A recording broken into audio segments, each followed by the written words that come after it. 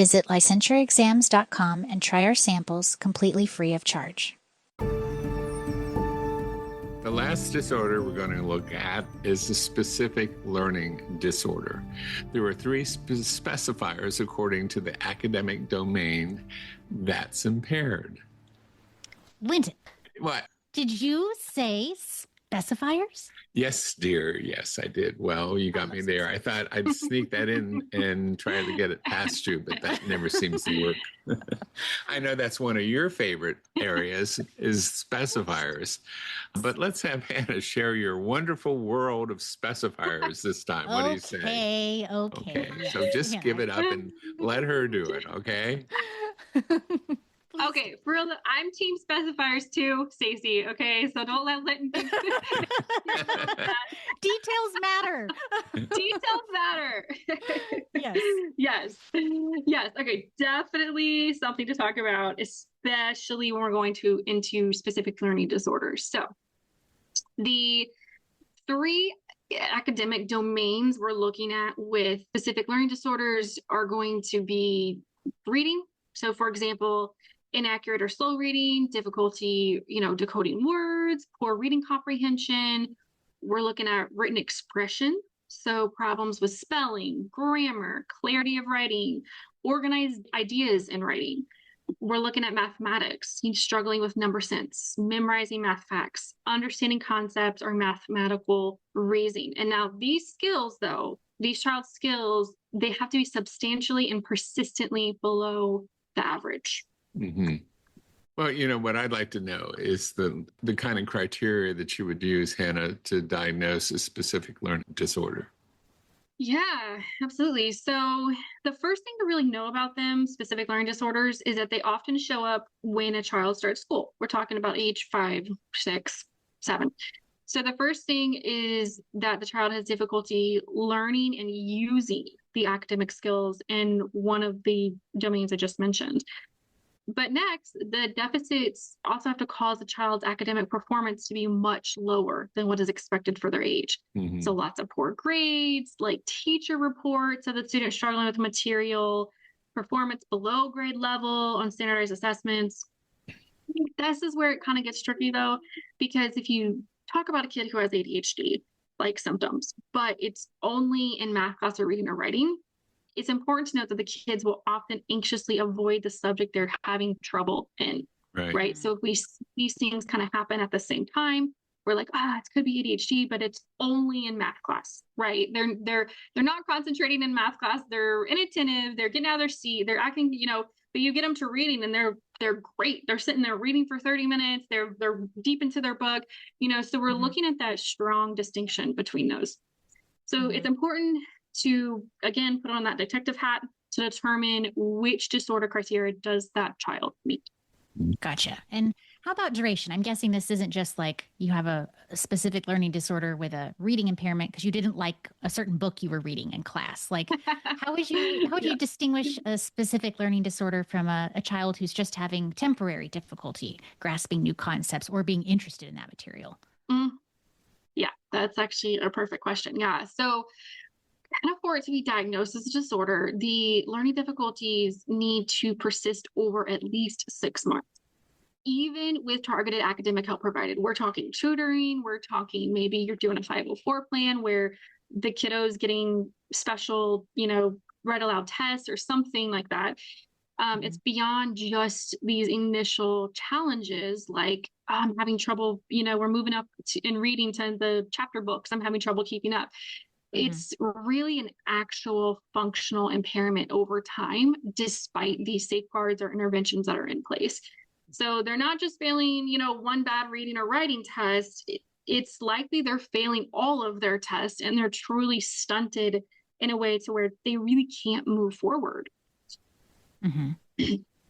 So, sort of like ADHD and autism spectrum disorder, the symptoms that you're saying about specific learning disorders may not really manifest until the academic demands become larger or they exceed the child's capabilities. So it may seem like that kid's doing pretty well, reasonably well in early grades, but the underlying deficits become way more apparent as the material that they have to deal with analysis, synthesis, and evaluative kind of functionings get much more and more complex. Yeah, it really is. It really is. And sometimes, I don't even see kiddos really struggle until they're maybe third, fourth, fifth grade sometimes, because they've been able to kind of coast, they've been able to be like, oh, I'm good. They get into maybe even middle school when expectations and homework and things are getting a little bit more complex. And you start seeing these kids really struggle, and you're like, well, I don't know what's wrong. I was good here, but I don't know. I got to this class and now I can't keep up. And that's when we really start investigating and looking deeper into it. But it is really ideal to catch learning issues early through screenings and targeted support before the child falls extremely behind their peers.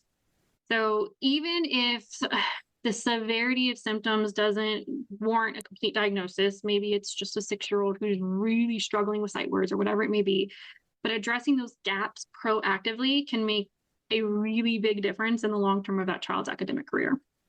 So we have been known to catch things as early as kindergarten, when they're first learning their numbers and ABCs and writing and reading and stuff.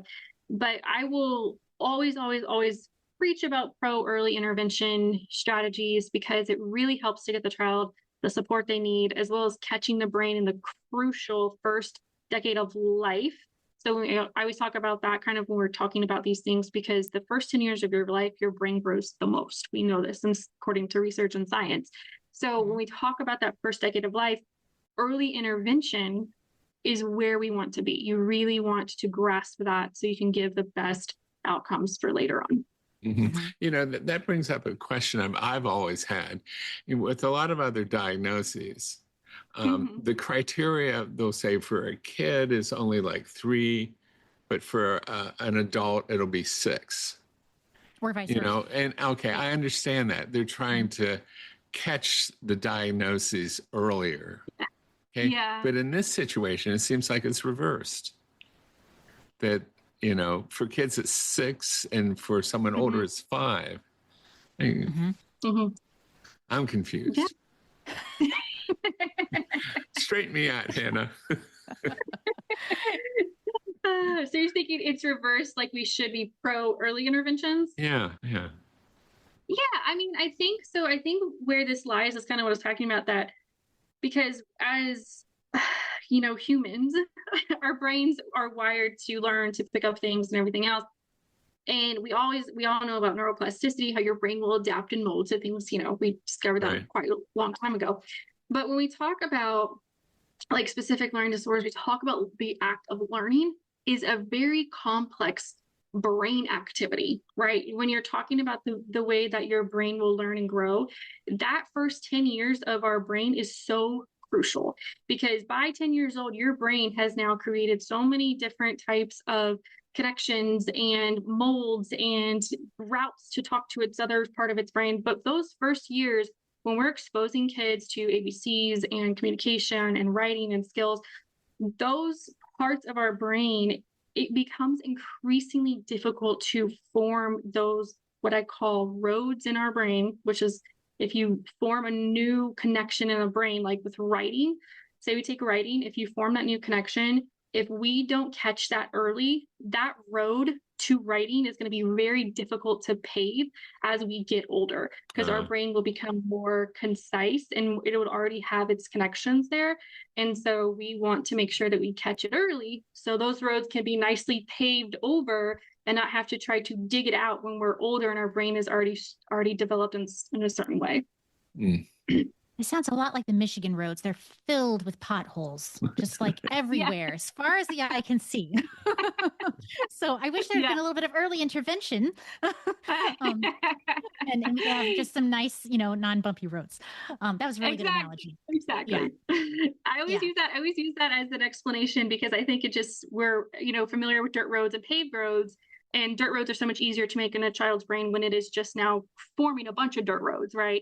And so then getting into an older, say, adolescent or older child, their brain's already made a bunch of paved roads. And I'm coming in there trying to do a dirt road somewhere. And it's harder for that child to learn that skill or to get better at that skill. So not that it's impossible, they're definitely not impossible. You can definitely do it, but it's so much easier to correct that at 5 and 6 and 7 years old versus trying to take a 15-year-old and sit down and learn how to read. So it's definitely just looking at brain development and that neuroanatomy that's really going to help us to understand.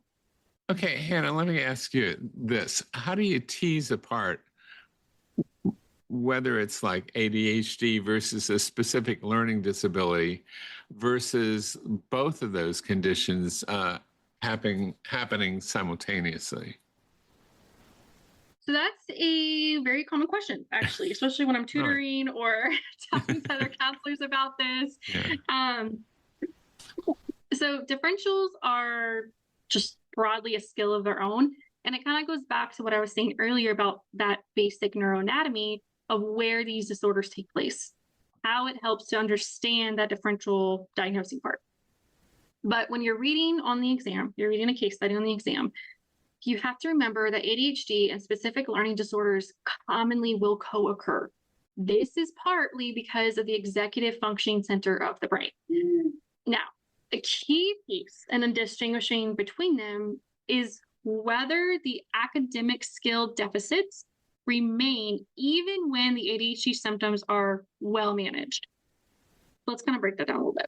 So if a child exhibits reading difficulties that persist despite ADHD treatment, it points to a likely underlying reading disorder rather than the problem with tension or focus or whatever it may be, which could be the primary driver. So a lot of times for diagnostic purposes, we have to talk about the appropriate assessments. I am an assessments believer. I believe in them so much. Partially part of my training. I, was a psychometrist for a while during grad school and for a neuropsychologist. So I love my assessments. But for this one, for specific learning disorders, we can look at assessments like the Woodcock-Johnson, the Peabody Individual Achievement Test, the Wide Range Achievement Test, the Key Math 3 Diagnostic Assessment. For ADHD, we're looking at assessments such as the NICHQ Vanderbilt, the Child Behavioral Checklist, the Connors, and the Behavioral Assessment System for Children. That's not an exhaustive list. There are so many assessments out there to gauge both of these things, but I would say those are probably the most commonly used, especially when we're looking at something like the Woodcock-Johnson used in schools a lot. Do you have a favorite? Oh, do I have a favorite? Don't do that to me, Linton. I'll be here forever talking about my assessments. Okay. Good to know, Hannah. You're an assessment person. I like it. And wow. Phone a friend. Always talk about assessments. Yeah, people have so much trouble with assessments. It's a huge gap. It is. I see people for tutoring, and it's a huge gap. And I was a psychometrist for a pediatric neuropsychologist during my internship year as a therapist. And so all I did was assessments. I would do assessments one day. I would do therapy the next day, assessments one day, because assessments in the neuropsych world last from 8 a.m. to 5 or 6 p.m. You get like a 1 hour break for lunch. Like, wow. I did all of them. Yeah. Was this back in were you still doing like pencil paper kind of stuff? Or are you doing, No, we were doing like the iPad. They have like that iPad. Oh, yeah. Now the Q Interactive, you can do the Whisk and the Whisk on there. I was doing the Whips for younger toddlers, preschool age.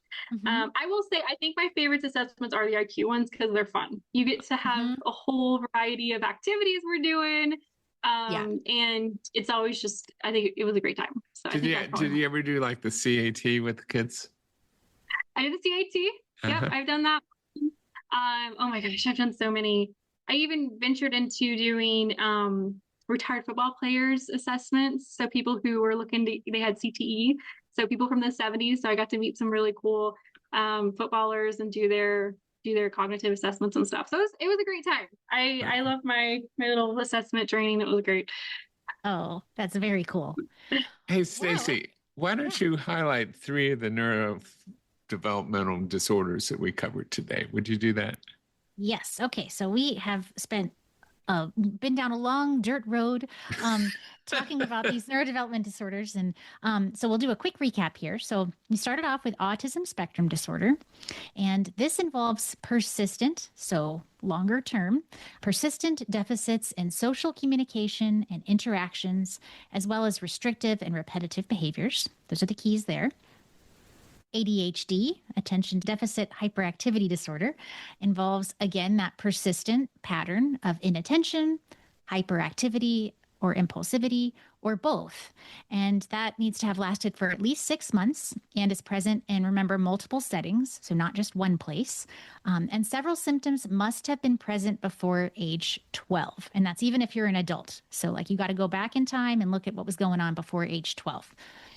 And then last but not least, we talked about specific learning disorders, which hinder the acquisition of those academic skills in areas like reading, writing, and or math. So we have a big thank you today to Hannah for being with us. And to our studious listeners out there, we wish you the very best of luck with your exam. And before we go, we'd also like to do a shout out to a nonprofit that was put together by a person many of you know, Barton Bott. It's called the Barking Ark, and you can check out the wonderful work that he's doing with animals at barkingark.org. Have I gotten everything, Linton? You got it all. Yes. All right, great. So until our next episode, just remember, It's in there.